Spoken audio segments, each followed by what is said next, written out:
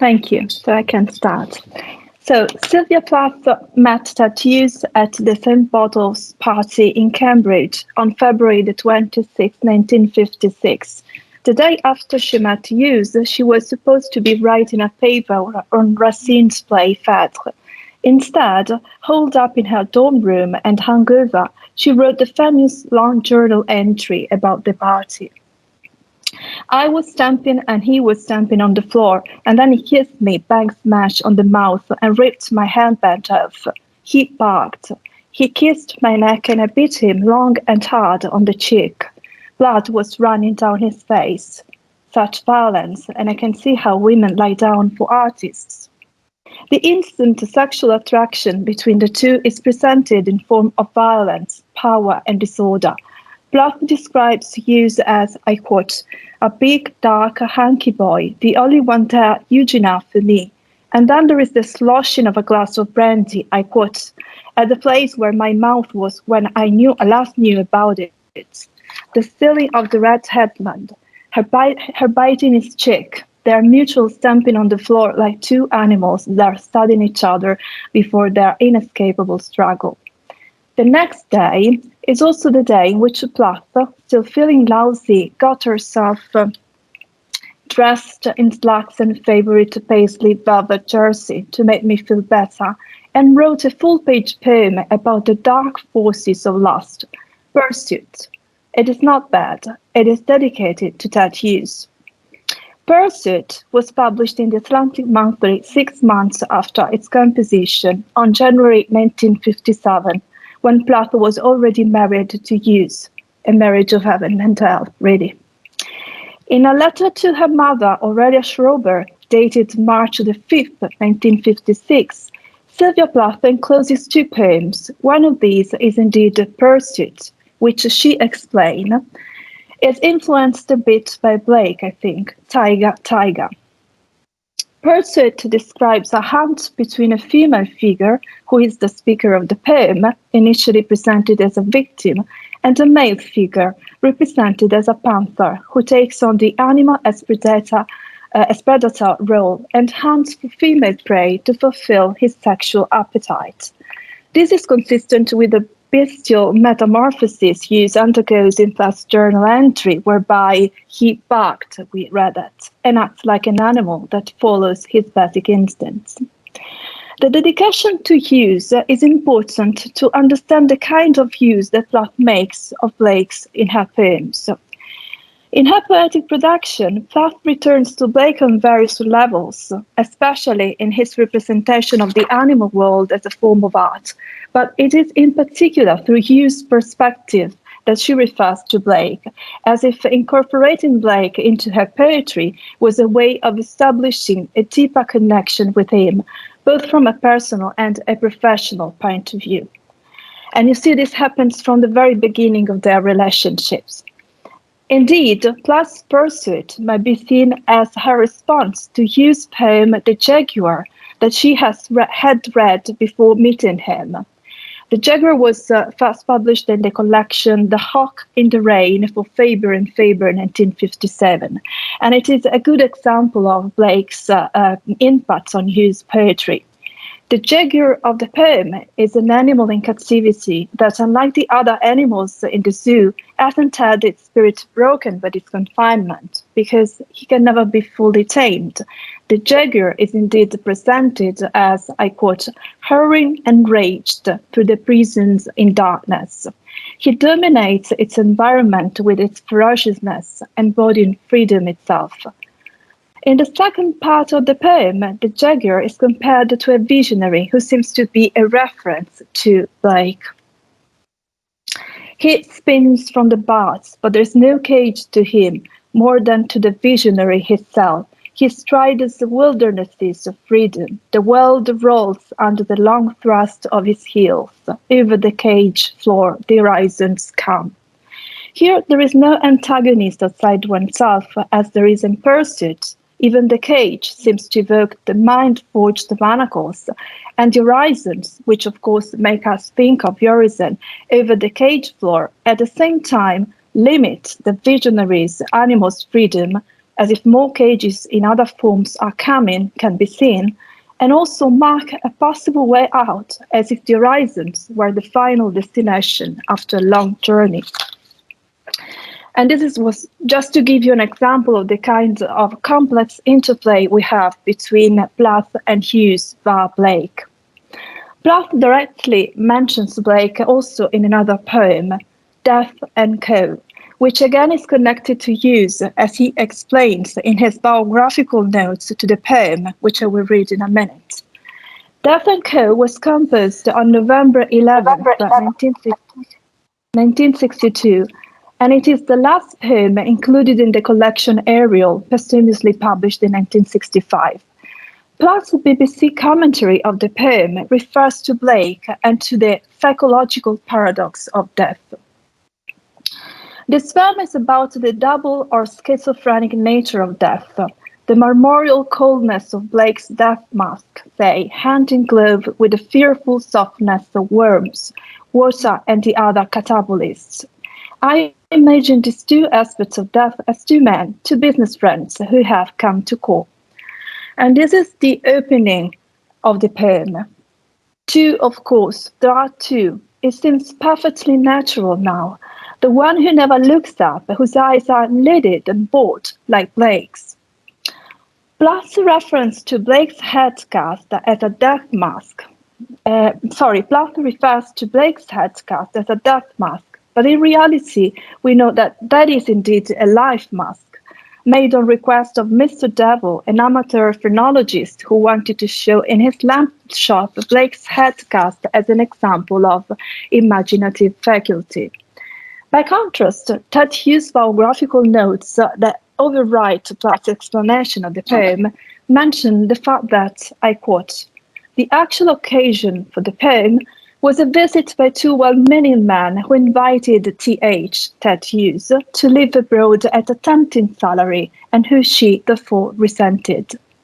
Indeed, Death and Co. is a poem in which the speaker is confronted with two kinds of death, one that somehow perfects the artist, as in the case of Blake, although the expression of his face reveals the uncomfortable situation in which his cast was taken, and one that represents the dissolution of the body.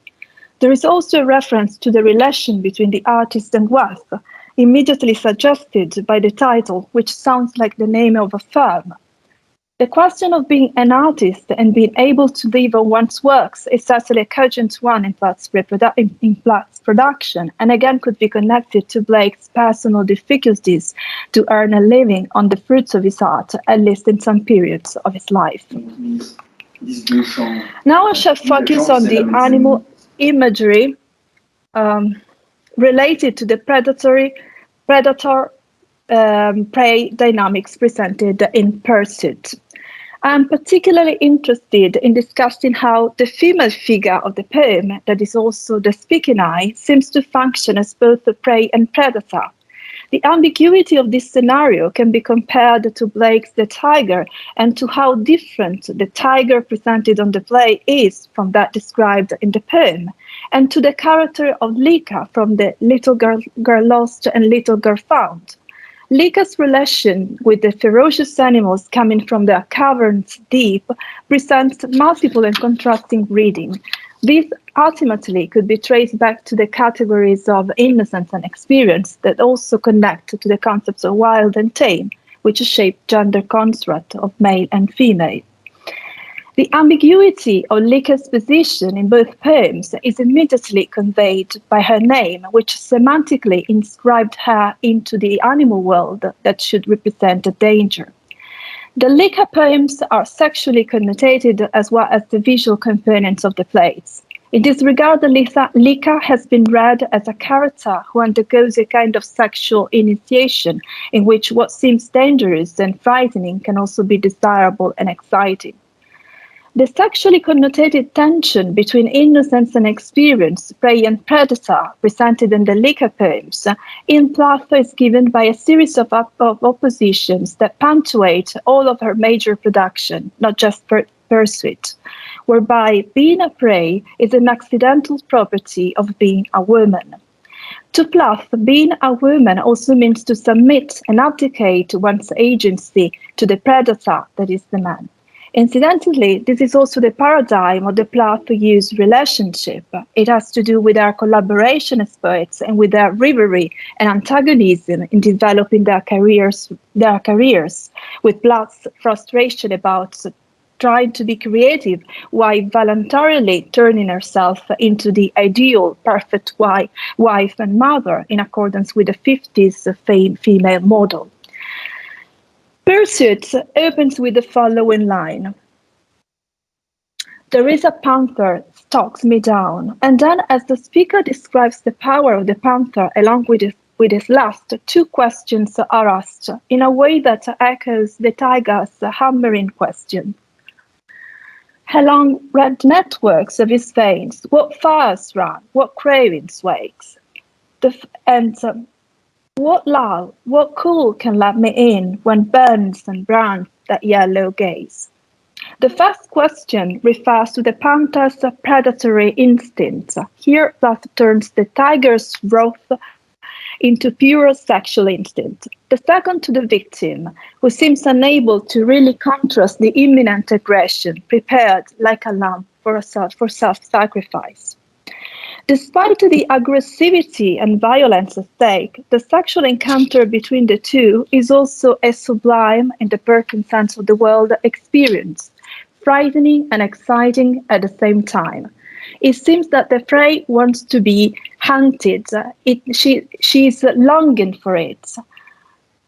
Blood let be spilled, as if the bleeding excited the predator even more. The concept is repeated further on. To quench his thirst, I squander blood. And of course, this bleeding is also reminiscent of Plath's vampiresque bite on Hughes' cheek, described in a journal. There is a kind of hidden pleasure here in becoming one of those women who offer themselves to satisfy his appetite.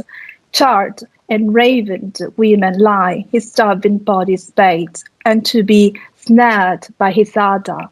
These lines again are reminiscent of Plath's journal entry when she notices such violence, and I can see how women lie down for artists. Further, the panther's altar becomes a radiance, as if the speaker were under the spell of the male figure. His voice waylays me, spells the trance, the gutted forest falls to ash, and of course forest is again reminiscent of the tiger. As we move towards the end of the poem, we realize the more the panther gets closer to his prey, the more the reality turns into a dream in which perhaps the predator and the prey are one in an ultimate sexual embrace. This is also hinted at by the reference to blood. Here, the speaker's blood is to be spilled, but in the meeting, it was Hughes the panther's. The kind of tension Plath describes in the poem is also the paradigm of the writing process, especially during her relationship with Hughes. The dualism remains suspended in the last line, which evokes the panther's tread while he is coming up and up the stairs. However, the poetical process has been accomplished precisely through the potential consumption of the prey. Plath's art is self-destructive in a literal way. The fire has to be turned into ashes, the desire satisfied. I find very interesting Elizabeth Effinger's reading of Lika, and I'm very happy she's here and we're sharing the panel. And her falling on, so her reading of Lika and her falling under the spell of the animal. It is the lure of the bird's song, she observes, that makes Lika wandering long. It is art involving animal. Effinger discusses the line desert wild by breaking the word desert in two parts. There's art that undoes itself, art that self-destructs, and art with a potentiality to deprive, end quote. I argue that the same process is presented in Pursuit. It is this element of destruction, aggression, and violence that is natural in the animal world, whereby there will always be predators and prey, that Plath considers a necessary condition for the creative process. But this consumption has to be an instinctual and all-encompassing phenomenon. Indeed, the final act of this process is epitomized by ingestion. Art must be consumed like the predator consumes the prey. Meat must glut his mouth's raw wound. Doom consummates the appetites, and further, he eats until his need seeks food, compels a total sacrifice. In discussing Lika's dehumanization, she basically could be seen as a piece of meat when the lioness removes her clothes to eat her, or another reading is, of course, for sexual intercourse. Heyman's refers to Carol Adams' The Sexual Politics of Meat, in which she, I quote, demonstrated how women and animal are forced to participate in the same visual economy that reduces their flesh to the objects of man's carnal and carnivorous desires. End quote.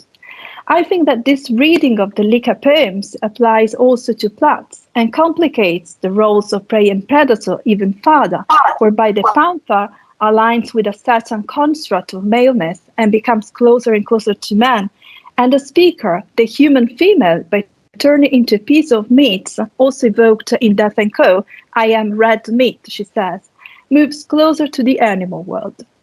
The death prefigured in the second line of the poem, one day I'll have my death of him, is performed through an act of interspecies consumption, a consumption that also corresponds to the consumption of the poem itself, as part of the reading process enacted by the reader. Pursuit signals a journey, not just a hunt. It is a calling, a quest that has to be solved. Pursuit meaning, and I'm quoting from the OED, an activity that one engages in a vocation, profession, or avocation, like the infinite desire of becoming an acclaimed poetess. The possession of the body of the prey eventually leads to a catharsis that can be compared to that described by Heyman's in his reading of Night and the Lika poems, whereby the sexual or carnivorous appetite, slaughter, and ingestion lead to a form of reconciliation between predator and prey, to a final coincidentia oppositorum. In the case of Plath's poem, the two superimpose, or perhaps, I suggest, have always been one. Precisely like Lika, the speaker of the poem, and Plath, in part, is a wolf, or we should say a panther, in a lamb's clothing. Thank you.